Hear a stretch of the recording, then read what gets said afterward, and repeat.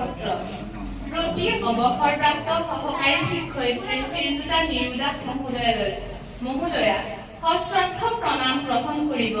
শিক্ষাদানক পবিত্ৰ তথা মহৎ কৰ্ম হিচাপে গ্ৰহণ কৰি এই বিদ্যালয়লৈ আপুনি এদিন আহিছিল।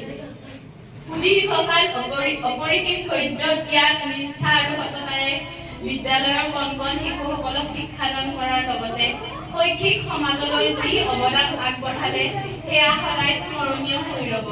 কঠোৰ সংগ্ৰাম আৰু অসীম ত্যাগৰ বিনিময়ত গঢ় লোৱা আপোনাৰ ব্যক্তিত্ব জীৱনো আমাৰ বাবে আদৰ্শনীয়। আপোনাৰ কৰ্মময় জীৱনৰ এই বিদ্যালয়খনত আমি গুণমুগ্ধ সহকৰ্মী আৰু কণ কণ ছাত্ৰ ছাত্ৰীসকলে আপোনালৈ বুলি আন্তৰিক শ্ৰদ্ধা নিবেদিছো। আপোনাৰ কৰ্মময় জীৱনৰ আদৰ্শ তথা আৰ্হি আমাৰ জীৱন পথ প্ৰদৰ্শক হওক। আশা কৰোঁ ভগৱানে আপোনাক সুস্বাস্থ্যৰে দীৰ্ঘায়ু কৰি কৰ্মময় জীৱন প্ৰতিক্ষণতে আগুৱাই যোৱাত সহায় কৰে। ইতি শ্ৰদ্ধাৰে আপোনাৰ গুণমুগ্ধ শিক্ষক শিক্ষয়িত্ৰী তথা ছাত্ৰ ছাত্ৰীবৃন্দ, মাজগাঁও বালিকা প্ৰাথমিক বিদ্যালয়।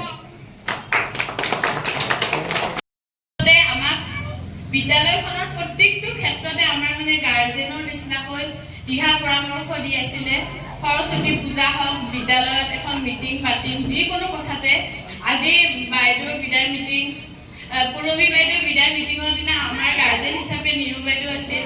গতিকে আমি ইমান চিন্তা কৰিবলগীয়া কোনো কথা নাছিল। কিন্তু আজি মই নিজে ভাবিছোঁ, অকণমান নাৰ্ভাছ হৈছোঁ, পাৰিম নে নোৱাৰিম।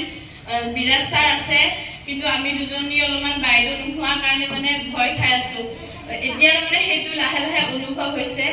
বাইদেউ আহিব বুলি, মাজে মাজে আহিব বুলি সকাহ দিছে, আমাৰ বিদ্যালয়ত আহিব, কিন্তু সদায় আৰু ক'ত আগৰ দৰে বাইদেউক পাম। তথাপি ঈশ্বৰৰ ওচৰত কামনা কৰিছোঁ বাইদেউ সদায় সুস্থ সবল হৈ থাকক। তাৰে কামনাৰে মই মোৰ বক্তব্যৰ সামৰণি মাৰিছোঁ। মই এটি